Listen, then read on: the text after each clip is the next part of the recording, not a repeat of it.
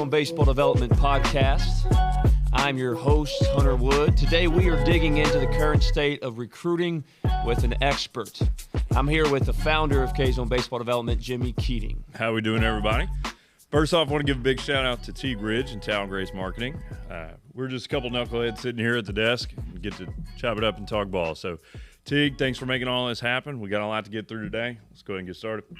All right. Today we are joined by Jamie Tessoff. He is the Prep Baseball Report Director for the state of Kentucky. JT, how are you, sir? Good morning, guys. Always good to see y'all. How's everything there in Louisville? We're doing well, man. Appreciate you joining us this morning. We will we'll dive right into it, JT. So question number one, we want you first, tell us about your background and your journey to becoming the Kentucky State Director for Prep Baseball. Oh, boy, I'll try to wrap this pretty quick. Like, I originally from Cincinnati, played with a public school powerhouse in high school, right-hand pitcher, played some JUCO ball down in Florida, went to a D1 down this way as well, ran into some shoulder issues, and just as you guys know, you kind of get retired out of the game when it takes you out to pasture and things like that. So kind of like what I've told a lot of the kids, and you guys have heard me say this before, when the game divorces you, there's no marriage counselor and there's no amount of church or I love yous that can get it back. When it's done, it's done. And it chewed me up and spit me out. And I was away for a while. I wanted to coach a little bit in college and decided that wasn't for me, and went into the private sector. And about 8 or 9 years ago, Chris Fuller, the former state director of Kentucky, and I, we were actually golfing together. And Chris had asked me if I wanted to take a massive pay cut and, get back into baseball business, to which I replied that he was crazy, that I didn't want anything to do with it. Of course, he asked me to come out, and I worked a couple of showcase events with him, and I put in a resignation for the other job, and the rest is history. And Chris has moved on into the private business world, and he's doing well in another state, really well, actually, in another state. And so when headquarters took over Kentucky, I was fortunate enough for Sean Duncan and I to have a conversation, and they kept me on and moved me into the state director role, and kind of made a few lightweight changes. It's all the same though. At the end of the day, we genuinely do try our best for the player and to give honest advice, when it comes to that. So, it kind of fell into my lap without falling into my lap, if you will. And now there's just, I'll tell you what, guys, there's a lot more responsibility than I ever thought, than I ever thought there could be. I thought it was,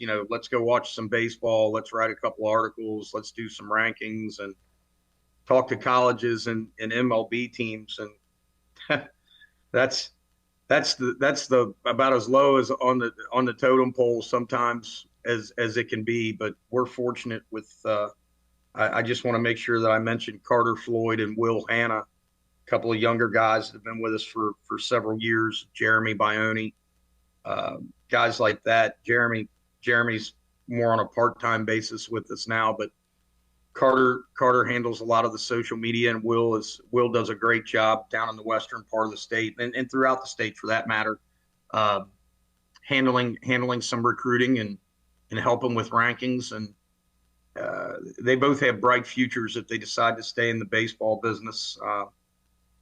They're getting off to a great start at a young age. So good, kudos to those guys.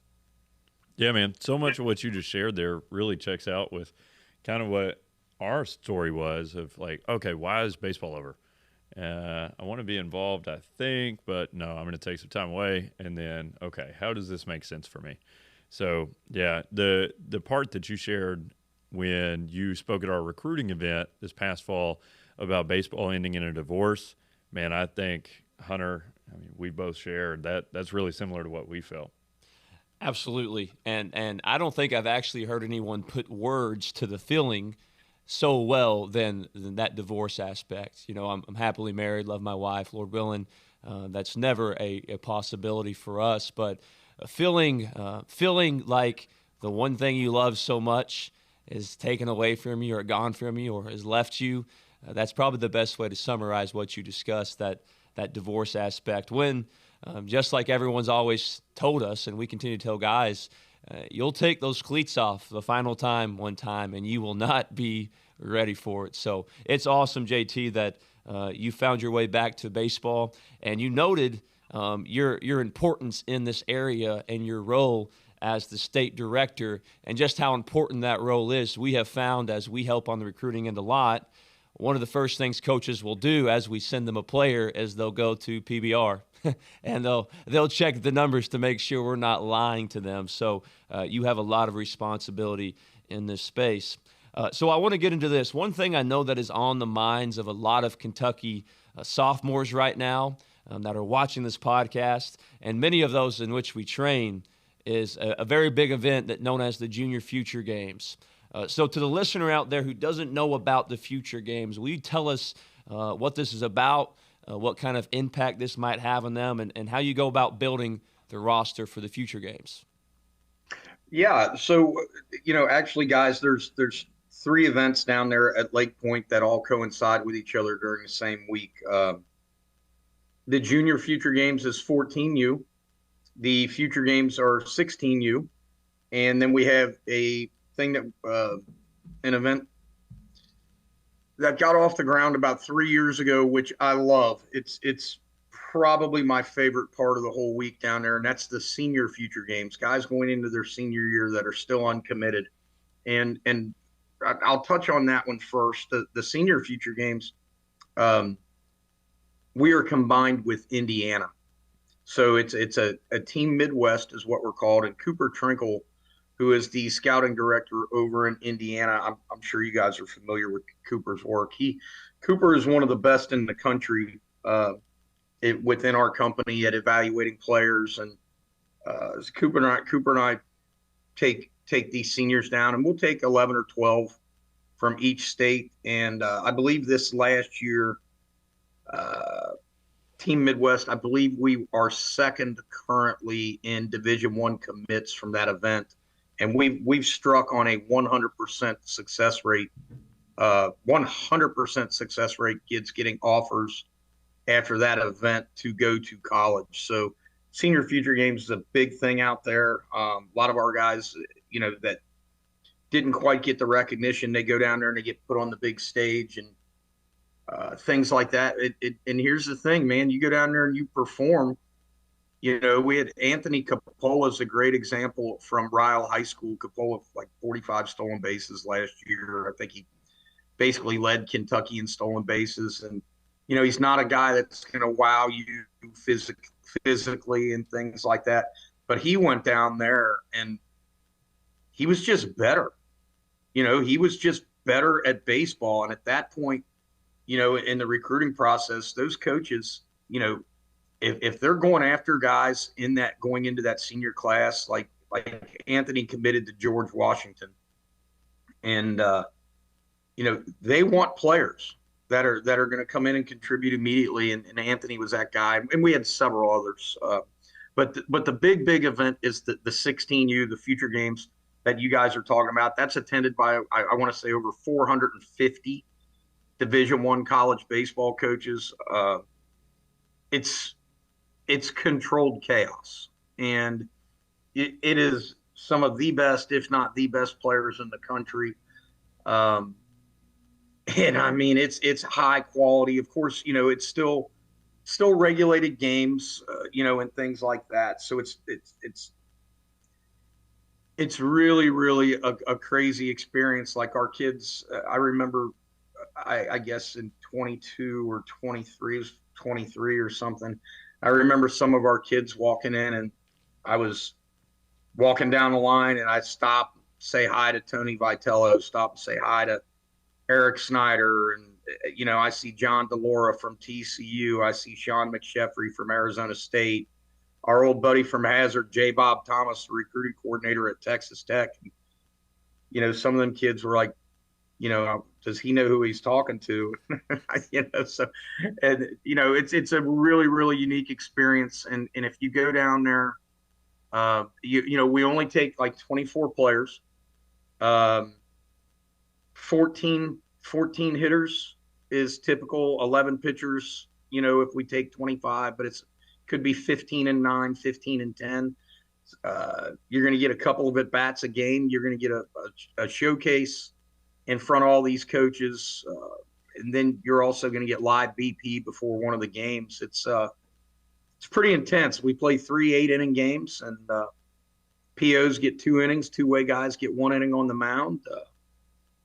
And man, it's a lot of fun, and it's my favorite thing to do because the players and parents in Kentucky actually get to see the human side of myself and the guys on our staff, and see that we're not stuffy and all business like they see at a showcase event, or they hear on this podcast, for that matter, and it's wonderful.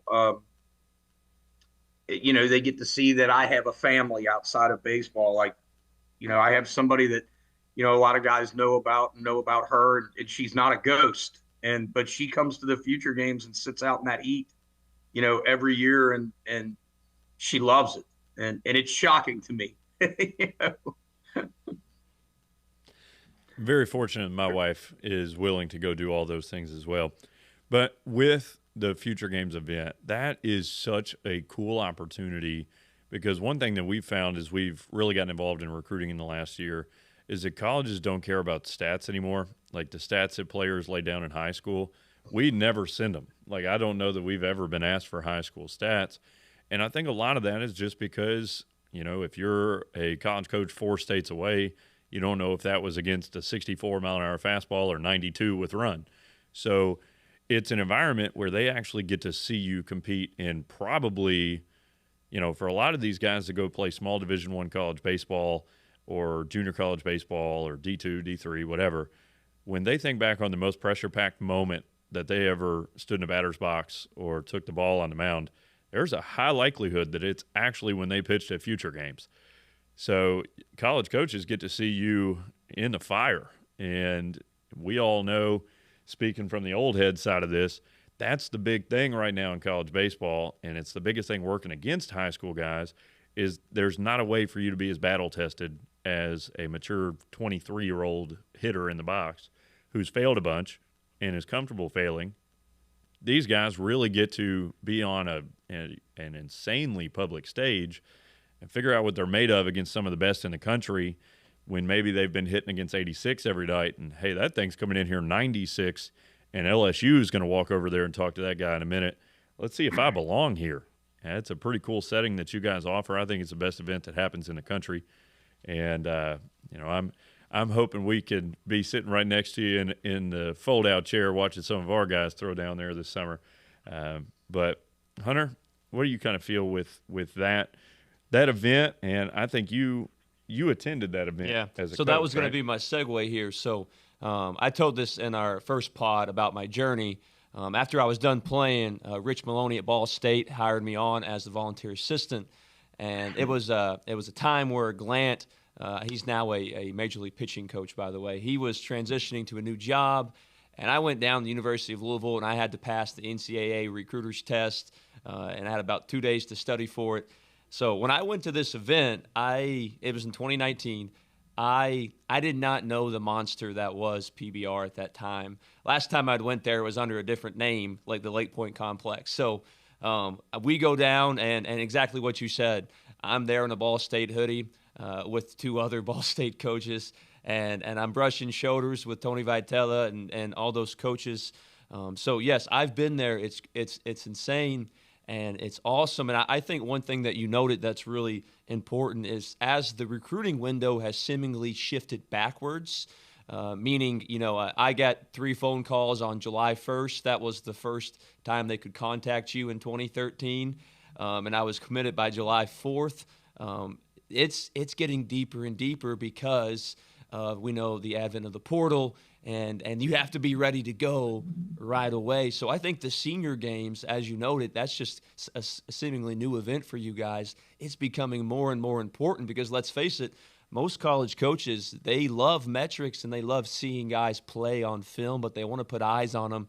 They want to see them in that game setting. And we had a guy that we train and we love.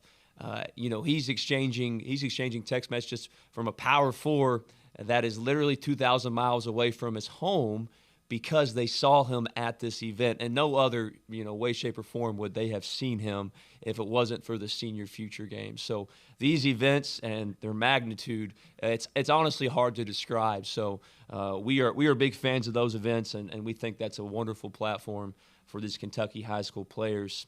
And that launches us into this next question, JT.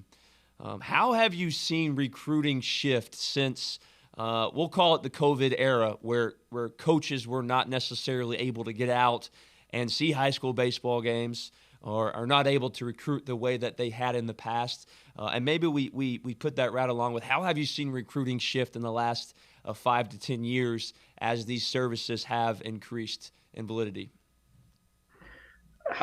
It's completely different, Coach. I do want to touch on one other thing real quick before I jump into this. I know you guys wanted to know how we build that Future Games roster. So I'm going to be completely transparent with everybody when it comes to that. Age will play a factor in something like that. If you're going to be 20 years old at the time of graduation and things like that, sometimes that can hold a kid back. Velocity talks. Not necessarily for me, but velocity talks, and velocity is what sells. And I think people can go in and do research on their own and see what kids are at the 1, 2, 3 NAIA and JUCO levels and things like that. That comes into account. I'll say this. I'm a metrics guy, 100%, but I'm also an old head, guys. Like, man, if you can't hit in game in Kentucky, you're gonna hit that guy from California that's 95, ripping off 2,900 sliders. Like, be honest with yourself. If there's a lot of swing and miss at 84, 86 in Kentucky, how are you going to handle that kid from Alabama that's going to Alabama? Chances are it's probably not going to be pretty. So, I like the in-game guys as well. And I like athletes. I think the way recruiting is now, you guys know this probably more so than anybody. Everybody loves a shortstop, and there's a reason why. Everybody wants those guys that can play the diamond, catcher, second base, shortstop, center field. And those are premium positions.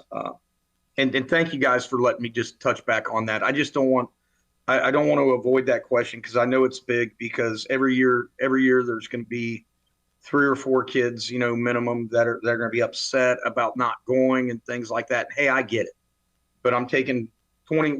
It's not me. We are taking 24 players from the entire Commonwealth of Kentucky. Think about that. Like 14 hitters. And that's it. That's all I get. And it's not easy, and it's an inexact science. But to go back to this question here, the recruiting shift since COVID, guys, it's crazy. I know that both when you guys were playing, and even when I was playing back in the dinosaur days, high school coaches were all over the place at high school games, just all over. And now, Mondays and Wednesdays, that's when they have an opportunity to be there. I try to tell high school coaches, hey, look, and it's just my opinion. I know a lot of schools in Kentucky, they tend not to play on Wednesdays. And it baffles my mind.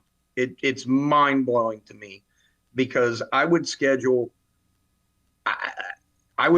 my toughest games on Monday until I got into district play, If I have an uncommitted guy that's a sophomore that's going to be possibly getting calls August the 1st, I throw him on Monday, and I throw him against the best teams on Monday. That's the chances.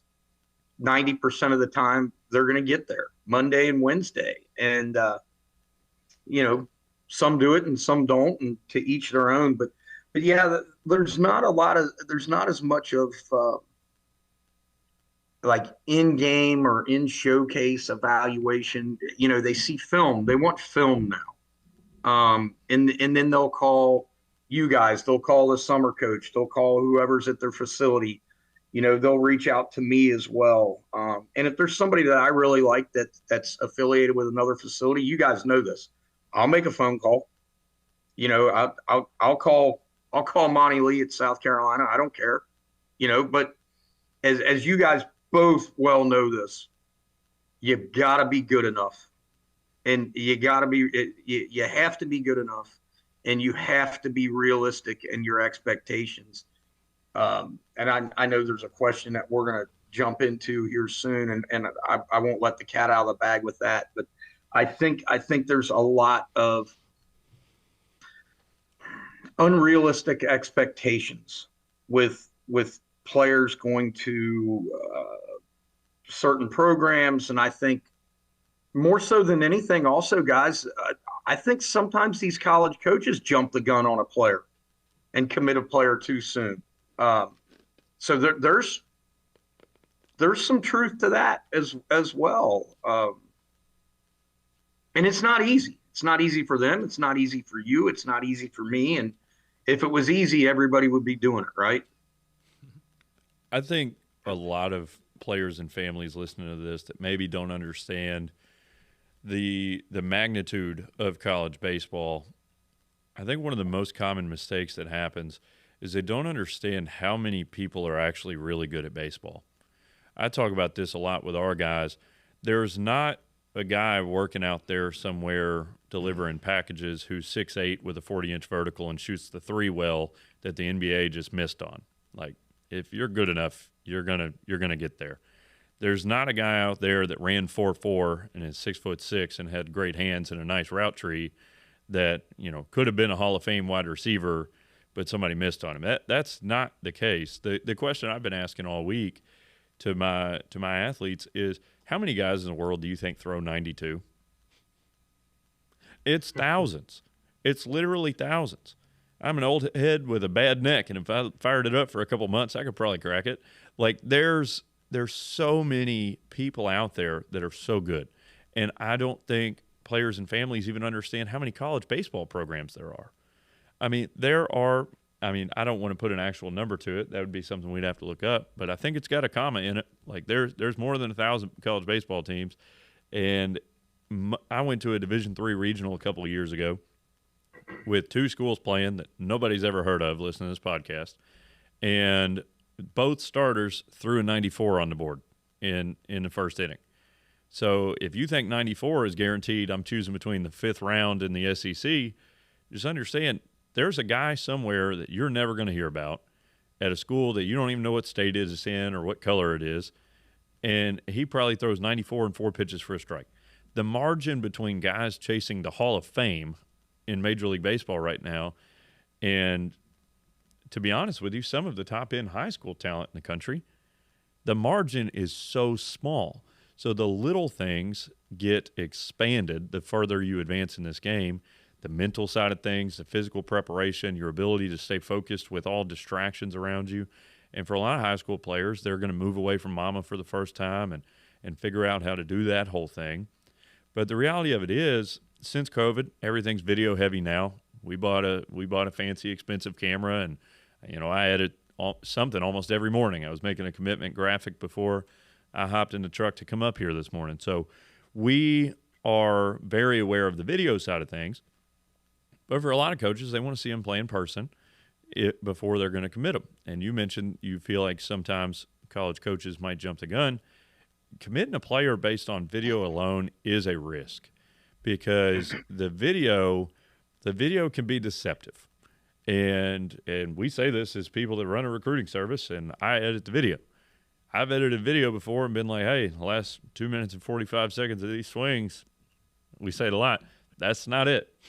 So, and coaches know this. We're not trying to deceive any coach. Sending video to a coach and we don't think the player can play at that level, that looks good on Instagram or X for a second. But when that guy gets to that school and he can't play there, it's bad for the player, it's bad for the family, because December 1st, he's going to have officially found out he's not good enough to play at that level. And then we just got to get him re-recruited to play at a lower level or somewhere where his skill set can actually see the field. So being realistic with people, JT, I know you mentioned future games there. You take about 10 arms in a whole state. There's going to be 10 guys in the sophomore class that are 87 or better. I think there is right now. So it's not just I check this box, that means I'm going. It's all the other stuff. And you have an incredibly difficult task. And I want to come to your defense here a little bit, because you are a guy that people seem to have a polarizing experience with. And I love you, because I think you're a lot like me in a lot of ways of like, I'm just going to say what's true. And the reality is you don't like what's true. It's not that you don't like my delivery. You just don't like hearing that this game is hard and there are a lot of people that are good at it. So I think protecting the high school players' ego sets them up to be crushed earlier when they get into college, because this game is brutal. And one thing you can't do once you're in college is travel ball team hop like you can when you're in 12U. You can go in the portal, but that doesn't mean you're ever going to play anywhere ever again. Somebody's got to pick you up. And being realistic on the front end of this and making sure that people understand the video has to match a real skill set. Then when we are wearing baseball pants, this guy can play baseball. That's never going to change. I don't care how recruiting changes, or if Trackman starts handing them out for free and everybody's got one like a pocket radar, it's not going to change. You have to be good at the sport of baseball if you're going to be in somebody's lineup year one of college. Yeah, let's go ahead and get to the big one we want to run by you here, JT. So Jimmy, I don't know how he has time to do all these things. So he was wearing me out one week about this deep dive he was doing. And he dove into the 2023 senior class in the state of Kentucky, and he looked at all of the Kentucky seniors in 2023 that committed to Division I universities that year. So this, now 2026, would be their junior year, and that means they're draft eligible. So super, super important year. This is the year they're all, or should be building to possibly cracking professional baseball. And this is what we found. This is what Jimmy found with all his hard work. So of the 26 seniors in that class that committed Division I, 15 of them are no longer on that school's roster. 12 of the 26 are no longer playing Division I baseball. 8 of the 26 redshirted in year one. And as a class in year one, so out of the 26 Division I players in that 2023 class, as a class in year one, the position players combined for 16 base hits, and 12 of those were from one player. And the pitchers combined for 143 innings to the tune of a 10.61 combined ERA. So you were the first ones, JT, last summer that said this to us, and we want to be honest with you, forthcoming. We also didn't like the truth that you were telling us, because we thought these guys could really play, but the college game has changed so much. When you hear those results, what are your reactions? And please speak truth here to high school players and high school families so we can help them moving forward, knowing this information. Yeah, I got to be honest with you. I thought it was more than that. I know we spoke about that off air. And listen, I want to make sure that everybody's 100%, I'm being 100% transparent here. This does not mean that you are not outstanding at baseball. I mean, it does not mean one little bit that you're not outstanding. I think a lot of people get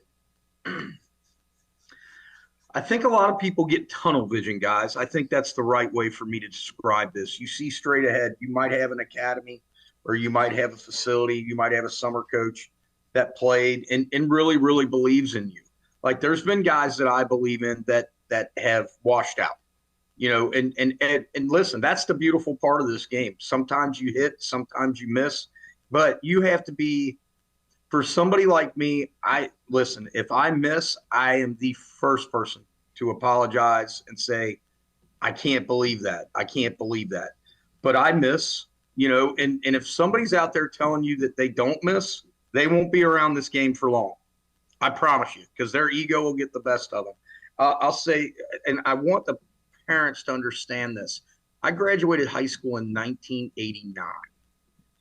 Division III baseball right now is probably the equivalent of what small Division I or possibly even a little bigger toward the mid-major level is back then.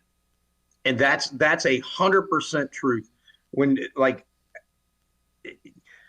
pitchers are always going to find innings. That's why it doesn't shock me there was 143 innings in that 23 class. But it also doesn't shock me they pitched to an ERA like that. Because you figure a lot of those poor kids are in mop-up duty, probably getting their brains beat in a little bit and being a sacrificial lamb, so it probably inflates some numbers to that extent. But one thing that stands out for me is 16 hits with 12 coming from one player. And I tell people this, and this is the truth, and you guys know this. You better darn sure, if you think you're going to play a position and take a job away from a 23-year-old man that's liable to be paying child support, that's on NIL money and everything else. And it's funny, but it's not. There's a certain Division I program that I know of that had, I believe, 3 guys that were married. One of them had 2 kids and another had a kid, and that same program had a guy paying child support. So if you think you're going to walk on campus at 18 or 19 years old and you're going to take that 23-year-old's job because I told you were good enough, Hunter, you told him, Jimmy, you told him, bull. You better go get it yourself. You better not think because we think you can do it, because that 23-year-old is going to sit here and stuff you in a locker like in high school. And it's just a different mindset, different mentality. I always say this, and you guys know this as well. Go where you have an opportunity to compete and play when you shut the car door and mom and dad's going back home. Because if you don't, nobody's going to take you if you have to go in the portal if you don't have counting stats. It doesn't happen. And it's sad. It's really, really sad. These extra years of eligibility, and I don't want to get too deep into this because I'll get flooded with emails. You guys will get flooded with questions, and there's not enough time there's not enough, and you guys are much, much younger than me. There's not enough days in your life to be able to tackle that. And for whatever reason, I don't understand the powers that be. I have decided it's a good idea outside of them trying to monopolize and make baseball a money-making sport in college. Go where you can play. And if you're good enough, then move up. It's not about where you start anymore. It's where you finish. It used to be when I played where you start at. Now it's where you finish. And,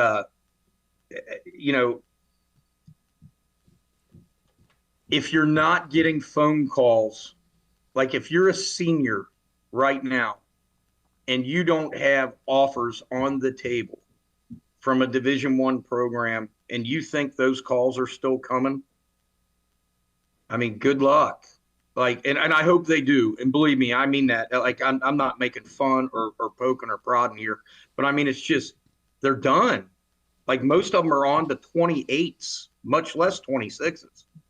And I just feel like not enough high school kids and their parents especially, and parents are a problem.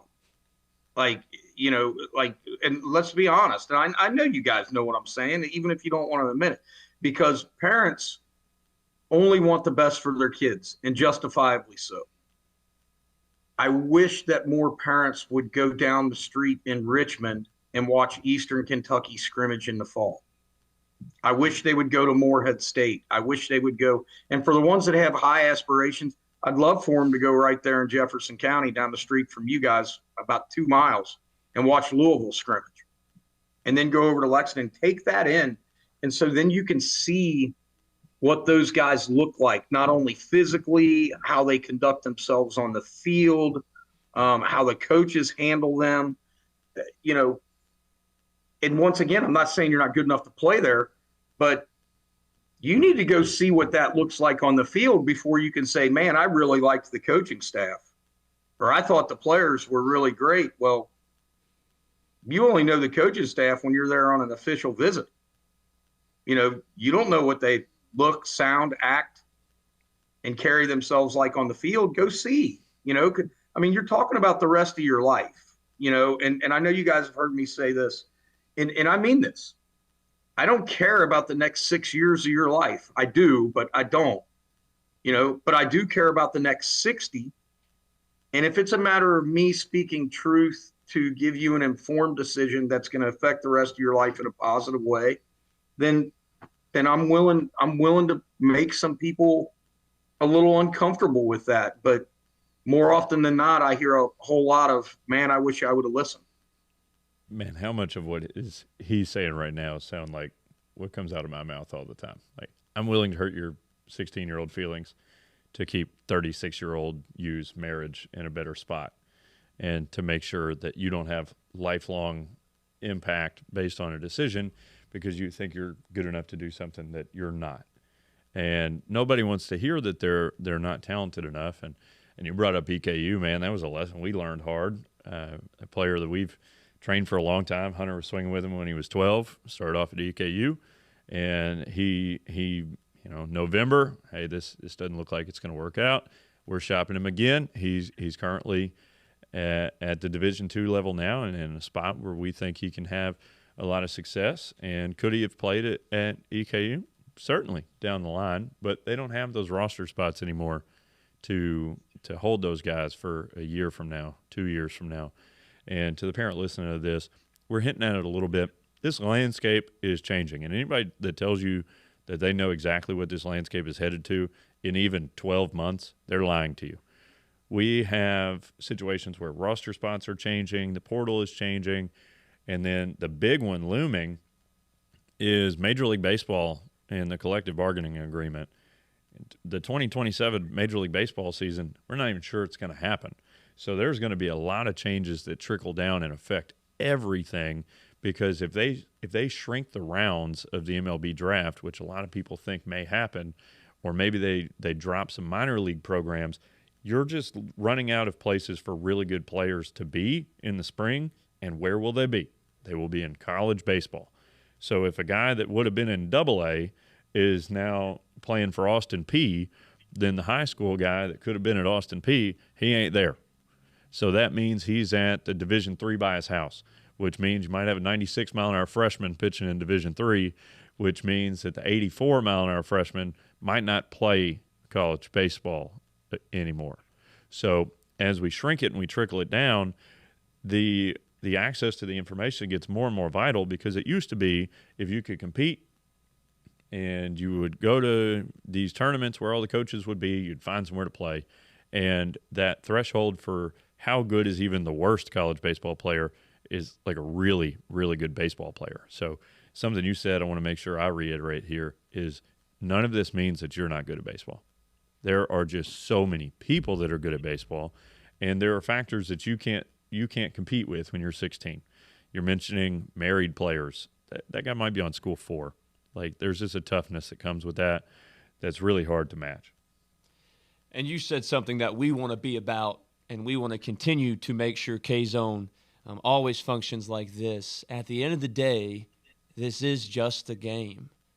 And although that doesn't seem that way when, you know, they hit a 90 on the exit velocity at age 15, you know, it is life to them. And moving up their rankings is life to them. But as you said, you're worried about the next 60 years of their life. We do not want to ever encourage a player to do something that's not going to benefit them as a husband, as a father, and as a God-honoring Christian down the road. And we also have to remind ourselves, and we have to remind these players, at the end of the day, guys, this is just a game. Had a conversation with a kid yesterday. He's committed to play Division III baseball, and we talked about the money aspect. And it's going to be a lot of money for him to go to school. And he is aware of that. And we talked about that yesterday. And at the end of that conversation, we came to the realization, let's give it a shot. Give it all you have. He said, I want to say I played college baseball. And I always said this, if my kids ever ask, they haven't yet, Daddy, did you play college baseball? I want to say I gave it everything I had. And that should be the testimony of our entire lives. And that's what we want to instill in these guys. So at the end of the day, it is just baseball. And your best experience will likely come with the one where you're playing and you're a part of that team. And you're not always on the oust, and you're not always in the portal on the portal in December 1. So getting this next question, JT, and this is a big one, and we see this a lot. In today's age of social media, with constant comparison, we know a lot of high school players are obsessed with where they're ranked on the Prep Baseball Report site and other systems that produce rankings. So how are measurable metrics like exit velocity 60 times, mound velocity, how do they compare to game performance when you're doing these rankings? A lot. The younger they are, a lot. The older they get, not so much. It's a trickle down effect. You know, Hunter, it's just a trickle down effect to where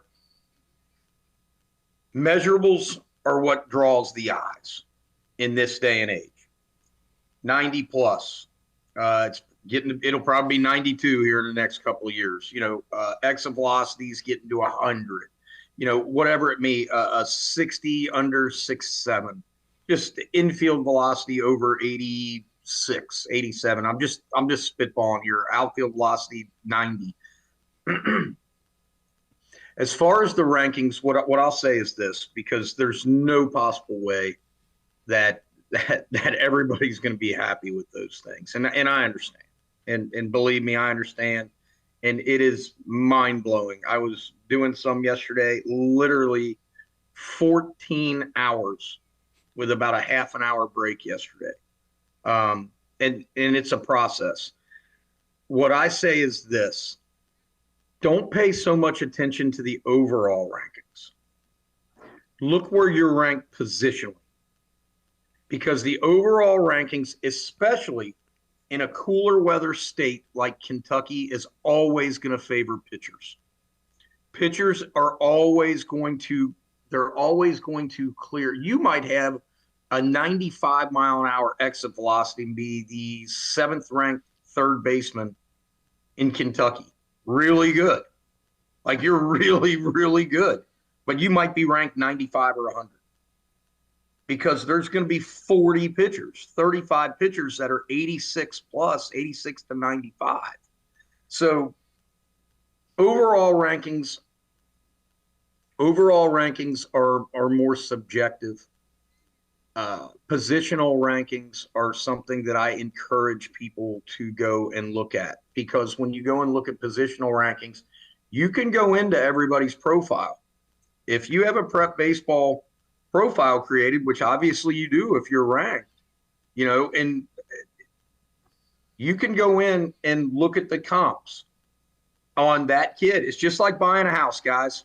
For us guys that are adults or buying a car or have done that, you guys know exactly what I mean when I'm saying this. You look at the comps. And when you look at the comps, that's when you're able to sit here and make an informed decision that's best for you and your family.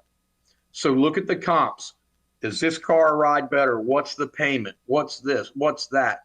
You know, and then if it gets down to it, and Kentucky can get a little tricky here, because as you guys know, there's a difference in the 11th region than the 15th. You know, there's a difference in the 7th than the 9th usually, or whatever, the 1st and the 2nd. There's all kinds of comparisons we can say there. So then you go and look at high school stats. Hey, this guy playing as an 8th grader, does he clear this sophomore that's at Lexington Catholic that only had 10 at bats? You know, where are you at with this? And that is without a doubt the hardest part of my job by far, because Kentucky is very unique because we have so many larger schools and so many smaller schools. So we have so much. Like I grew up in Ohio, guys, so we had classifications. So, it was easy to differentiate, a 1A school from a 5A school and things like that. Here, on a good year, you might sit here and run into Hazard that has two big arms and they can knock off St. X. You never see that anywhere else. And that's what makes Kentucky baseball so awesome and unique. But rankings are very, very difficult. And even if you have not been to an event, that does not mean you cannot be ranked at all. At all. This is not something that you have to attend an event to be ranked. We just did some players yesterday that have never been to an event. Now, just so the parents and everybody out here listening, I want everybody also to know that when Jimmy and Hunter call, I answer the phone. When I call them, they answer the phone. You've got guys over there in Lexington and another group in Louisville, and there are people that we talk to on a regular basis that own facilities. And for guys that own facilities that see players every day, they call and let me and our staff know. They let Will know. They let Carter know. Hey, there's been a velocity jump this winter. Okay, so then we're not shocked in February or something like that. So everybody out there really needs to know that, this is a team effort all the way around in Kentucky for the betterment of the player. And this is not an ego-driven thing for me to where it's my way or the highway by any stretch, because if it was, I wouldn't reach out to you guys and you guys wouldn't reach out to me about players, and it should be that way. Like it should be that way. It shouldn't be selfish, because when you're selfish to another person that's trying to help you as an adult, like we are with each other, who are we benefiting? Like if it's supposed to be about the player and the family, who are we benefiting by butting heads like that? Like nobody. And to go back to what you were saying, Hunter, I think there need, I'm faith-based. I know you guys are as well. Granted, I need a lot more redemption than what I get on a weekly basis, but I mean, for sure, you need to trust yourself, and you need to be realistic and lean on your parents, your grandparents, lean on your instructors. It's this game's hard. Like it's hard. Let's call it what it is. Like if it was easy, it'd be the same thing as what we said earlier. Everybody would be doing it. Rankings are important to the player, probably the most important thing to the player and the parent. And for me, I get that and I understand it, but wholeheartedly, I recommend looking more at the whole positional aspect. Cause I promise you, when a college coach goes in and looks at your profile, they're going to see where JT has you as a shortstop. Like they're going to be like, gosh, this guy's ranked number 88. Well, he must not be any good. Well, he might be the number 4 ranked shortstop in the state. And we just might have 50 pitchers that are 88 plus. It might be one of those years. So that's my transparent thoughts on that, guys. That's the best I can give you. Yeah, and we appreciate that. So let's finish it up with this one. Last one I'm tossing to you. We toss to everybody that comes on the pod. If you could give us one piece of advice for a family of a middle school or early high school age ball player, what would it be?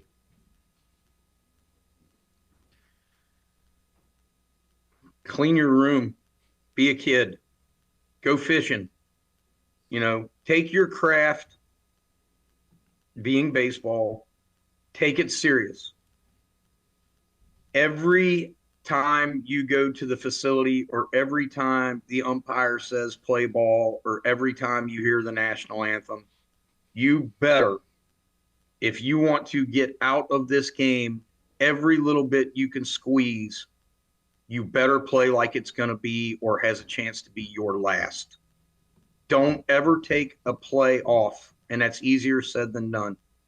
Play like it's your last play, because when you're laid up and it's gone, the absolute last thing anybody wants to ever have go through their mind is regret. Because when regret goes through your mind, this goes back to my divorce comparison. When you have regret on your mind, eventually you get into something that's really, really hateful, and that's resent. And when you start to have resentment toward the game, resentment toward the X being baseball, then you're not going to be a good person. And I truly, truly believe take your craft seriously, but be a kid. Enjoy your parents. Parents, enjoy your kids. Like, find the right time for vacations or to go fishing or to go hunting. And by God, put your phones down. For the love of Jesus and all that's holy and pure, put your phones down.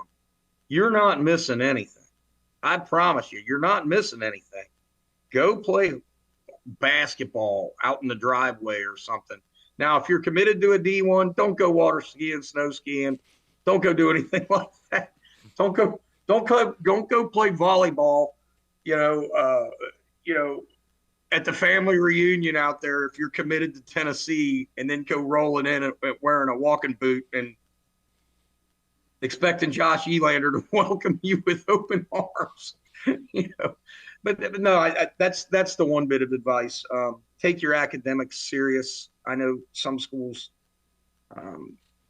it doesn't matter as much as others when it comes to, but like these guys down here at the future games, and you were there.